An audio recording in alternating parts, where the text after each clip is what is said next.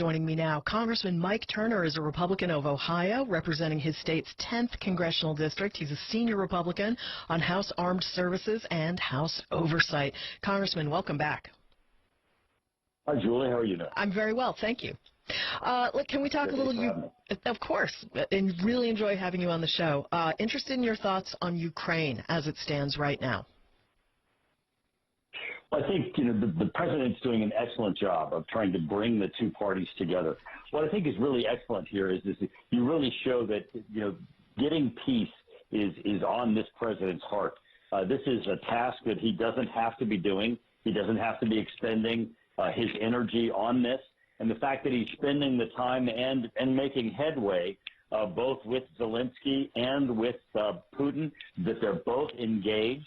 He's spending time with them, both with his negotiation teams that are in Saudi Arabia, but also on the phone with them personally. I think is causing the breakthroughs that are occurring, and I think it's going to pay off. What we really see here is that when the president makes the statement that the killing needs to stop and that we need to make headway to get to peace, he means it, and I think we'll see breakthroughs here that will cause an opportunity for peace. Congressman, something I'm noticing, and maybe this kind of talk is circulating on the Hill and among your colleagues, but there seems to be a growing willingness to say aloud that Ukraine probably can't win. Well, it's not only an issue of can't win. I mean, what we have seen, there has been a tremendous amount of assistance that has been provided to Ukraine. Now, unfortunately, the Biden administration did not give full assistance to Ukraine and allow them to really defend themselves. They put restrictions on Ukraine as to how they could use the weapons provided.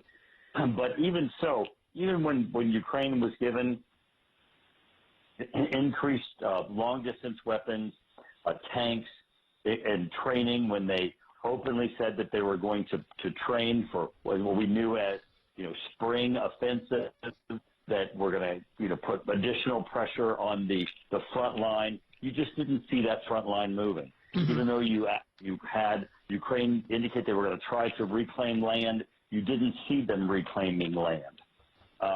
They should have been given, under the Biden administration's efforts, an ability to take the conflict to Russia itself, especially to Russia's production of weapons, so they could have reduced the ability for them to produce the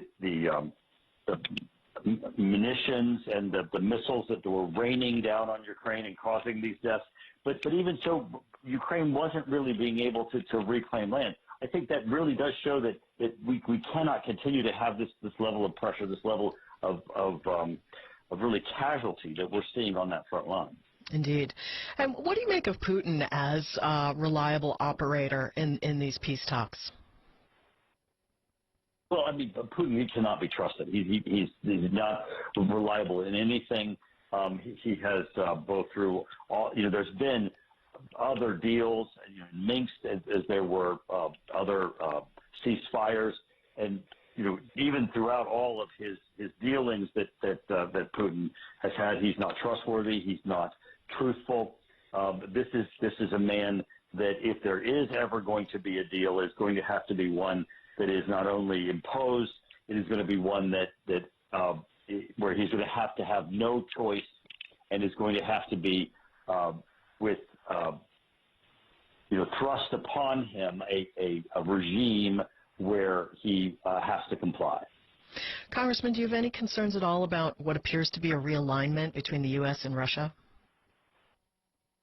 Well, I don't think there's a realignment between the United States and Russia. If you go to the Oval Office, where you had Zelensky and Trump sitting there, you had Trump say it doesn't benefit anyone for me to just make a gratuitous negative statements about Putin, and that really, I think, is what people are wanting. They're wanting him to just make gratuitous statements.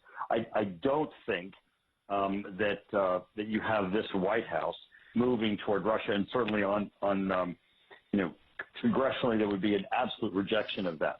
Russia remains an evil empire. It is absolutely in Putin himself.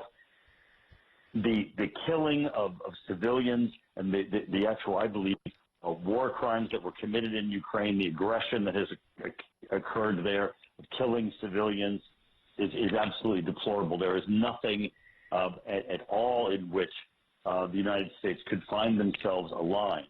However, seeking peace in this instance is absolutely important.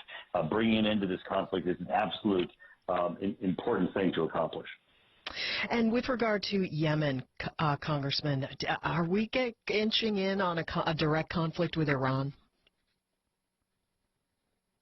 I don't think it's a direct conflict with Iran, but the reality is that Iran, through these proxies, Hezbollah, the Houthis, Hamas, has been engaging in conflict with the West, with our commercial trafficking, attacking the United States, attacking Israel, really now stepping out and attacking directly.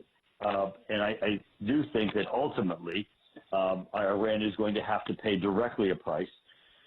But it's not going to be, I think, in any way that's going to be a protracted or direct conflict. I do think, though, that there will be direct consequences that Iran is going to feel. You saw that in the Trump one administration, where there was the maximum pressure campaign that really caused the containment of Iran, and that's going to happen again, where there will be this contraction of Iran and a lessening of their options.